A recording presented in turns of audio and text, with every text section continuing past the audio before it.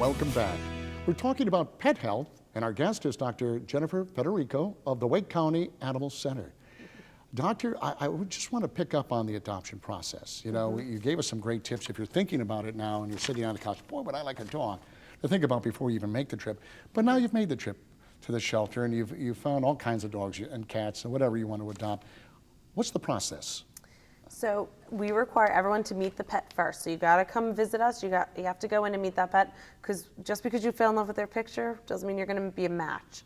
So after you've met them, you can go up front and place a deposit on them if they're available for adoption.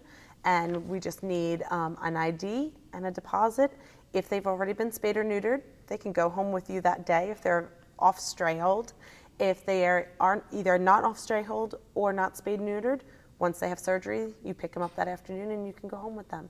Oh, wow. So it's a rather quick process. I mean, it's not like you're waiting around for weeks. No. Our stray hold is either 3 to 5 days. So by law, we have to hold them for their owners to find them. And if not, they're yours. Well, I'm going to get you some free advice from a veterinarian for those of you who have pets. Once you have the dog or cat or whatever, what do you need to do? I mean, just as standard, basic health care for your animal, and it changes throughout the course of their life, does it not? Absolutely, it does. But some of the things stay the same from puppyhood to adulthood. You want to make sure they're being kept up to date on their preventative care vaccines, because it's better to keep them healthy than try to cure them if they get sick. Getting an annual physical from a veterinarian. Veterinarians are trained to detect diseases earlier than later, so you want to do that. Heartworm prevention for your dogs. We see so many heartworm positive dogs in the South. It's a horrible disease to treat, but it's so easy to prevent.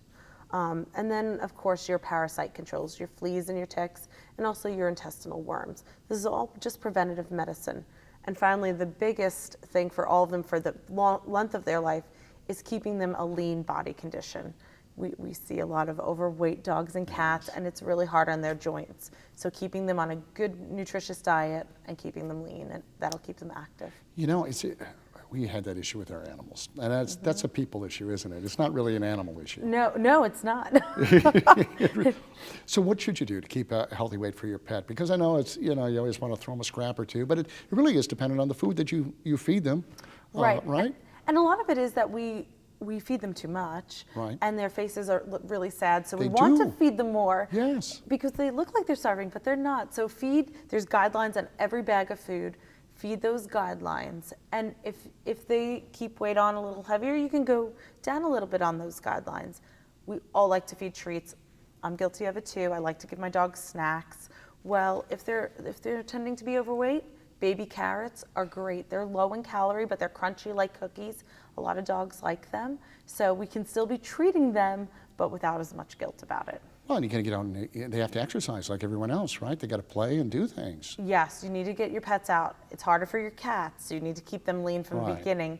But even cats, the pointers are great exercise-inducing toys, and dogs, getting them out, getting them walking, frisbee, anything that's active, and it's also bonding between you and your pet. You know, as I got older, I paid more attention to this stuff, and I feel bad that I didn't when I was younger. But I mean, regular visits to the vet, especially like dental care, that's important. You don't think about it until, yes, the breath gets a little stinky, but that's important. It is very important, and some breeds, smaller dogs, need dentals more often than larger dogs, and doing preventive care. People should be brushing their dog's teeth. That helps. There's different chews out there that help. February is Dental Awareness Month, and a lot of veterinary practices offer discounts on dentals to promote good oral care. How often should we see a vet? I mean, should there be an annual, just like for folks? There should be, and sometimes, depending on the age or the medical needs of your pet, twice a year. Again, we want to keep them healthy, but at least once a year, going in, getting a physical exam, seeing if there's anything coming up, and then watching your pet. Is there a lump or something that's not right that hasn't been there before? Then you should go see your vet at that time. Change in any kind of behavior. Yeah, because we want to keep them healthy. I don't know if you can answer this for me. Those annoying habits they pick up. What do you do about them? Is that possible? Or are there behavioral problems with some animals? So it's going to vary. So there's some that it's a medical condition, some that's behavioral. So there could be the dogs that eat feces all the time. There's something you can put in their diet to help with that. Some are just going to have little habits like chewing at their nails, and it's annoying to us, and sometimes you can get it stopped, sometimes you can't. But you never want to treat for a behavioral issue without making sure there's nothing medical underlying and you're missing that. And in the South, we see a lot of allergy dogs. So dogs that itch and lick all the time. Sometimes it's because they truly have environmental allergies and they need to be treated for that. And as the pet gets older, and I've been fortunate to have a lot of pets that got older, and things change a lot. They really do with the pets. And that's for folks who might be thinking about an animal, you know, just like we get older, right? Yep. We need extra care and extra, what should we do? What should we be looking for? So as your pets age, you definitely want to start your seniors getting blood work done, because again, you want to notice changes before it's a problem. A lot of veterinarians will do x-rays to get a baseline of your senior pet and notice their changes. Their eating habits may change, sleeping habits may change a lot. Things that they weren't afraid of in the past, certain noises may start to bother them as they age. And just being aware of this and knowing that it's not that they want to be doing those things to bother you, but it may just be that they're getting older. But any changes, that annual visit with your vet is so important for the longevity and keeping your pet healthy. Now, what about pet owners? You've been a veterinarian, but you're also at the shelter, so you have an opportunity to meet and see and talk to a lot of people. And pet owners come in all varieties, right? They really, truly do. Is there any misconception that they may have about the whole process? Because sometimes it's that spur of a moment thing, which is probably the worst thing to do. Any advice for folks out there watching? Well, one, don't think that shelters don't have purebred dogs. We have had many purebred dogs. So if you're looking, always look to adopt before you shop, because you might be surprised what you find.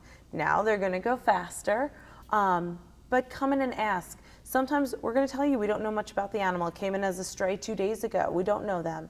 But if you want an animal that you know more about, we have all those dogs and cats in foster care. They're living in somebody's home with their families. They can tell you so much more about them.